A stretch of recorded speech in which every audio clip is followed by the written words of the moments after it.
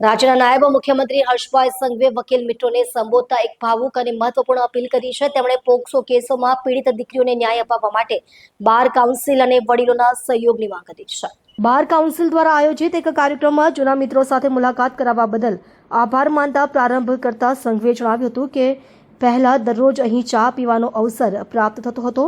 અહીં બેઠેલા લોકો પાસેથી અનેક ગુણો શીખવાનો અવસર મળ્યો અને કાયદાની સમજણ અહીં બેઠેલા વકીલ મિત્રો જોડે નાસ્તો કરતા મળી। નાયબ મુખ્યમંત્રીએ જણાવ્યું કે રાજ્ય સરકાર વકીલ મિત્રોના પ્રશ્નો અને સૂચનોને હકારાત્મક રીતે લઈ આગળ વધી રહી છે। તેમણે કહ્યું કે અલગ અલગ લોકો પાસેથી મળેલા સૂચનોને અનુરૂપ કામગીરી કરવામાં આવી રહી છે। સૌથી મહત્વપૂર્ણ મુદ્દા તરીકે સંઘવીએ પોક્સો કેસોનો ઉલ્લેખ કર્યો હતો। તેમણે કહ્યું કે મારા મનમાં એક વાત છે જે અનેક લોકોને ગમશે અને અનેક લોકોને નહીં ગમે। આપ સૌના ઘરમાં પણ દીકરીઓ છે અને આપણે પણ એ ધરતી પર મોટા કર્યા છે। વકીલોને સંબોધતા તેમણે આગળ કહ્યું, મારી વિનંતી છે કે આપ સૌ લોકો પ્રયાસમાં સાથે કઈ રીતે જોડાઈ શકો। ગુનેગારોને સજા અપાવવામાં આપ વકીલ મિત્રોના સહયોગની જરૂર છે જે રાજ્યની દીકરીને ન્યાય અપાવવા માટે છે। નાયબ મુખ્યમંત્રીએ રાજ્ય સરકારની સફળતા ગણાવતા કહ્યું કે બદલાવ લાવવામાં ખૂબ જ મોટી સફળતા મળી છે। તેમણે ઉદાહરણ આપતા કહ્યું, કાલે 25 દિવસમાં પોક્સોના કેસમાં આરોપીને આજીવન સજા મળી। છેલ્લા 5 વર્ષમાં આવા અનેક ઓર્ડર થયા જેમાં આરોપીઓને કડકમાં કડક સજા થઈ છે। તેમણે મુખ્ય જિલ્લા સરકારી વકીલ અને તેમની ટીમની કામગીરીની પ્રશંસા કરતા જણાવ્યું કે આવા કેસોમાં દીકરી અને દીકરીના પરિવાર પ્રત્યે હમદર્દી રાખવી જોઈએ।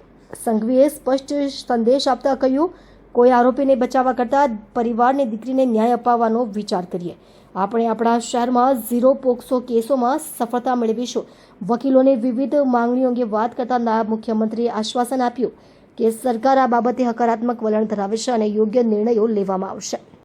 કોઈ જગ્યા પર નાની મોટી એરર હોય તેનો ઉપયોગ કરીને કોઈ આરોપીને બચાવવાની કરતા એક નિર્દોષ જે બાળકી પર જે ઘટના બની છે એને અને એના પરિવાર તરફ વિચારીને જો આપણે કામગીરીને આગળ વધારશું તો જરૂરથી હું માનું છું કે આપણા શહેરની અંદર 100% 0 પોક્સો કેસીસ તરફ આપણે લોકો આગળ વધવામાં સફળતા પ્રાપ્ત કરી શકશું।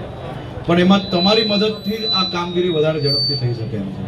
તો મારી આપ સૌ પાસે અપેક્ષા છે કે આપ સૌ લોકો બી એટલી મદદ કરો અને બાકી તમારો જે વિષય છે એ વિષયમાં તમારી અપેક્ષા પ્રમાણે તમારી જે માંગણી તમારી જે કંઈ વિશ છે એ પ્રકારે જ સરકાર દ્વારા બી પોઝિટિવલી એ બાબતની કામગીરી ચાલુ છે અને સૌ લોકોને ઝડપથી ન્યાય મળે એ બાબતે અમે લોકો કામગીરી કરીએ છીએ। આપ સૌ લોકોને ફરી એકવાર ખૂબ ખૂબ આભાર।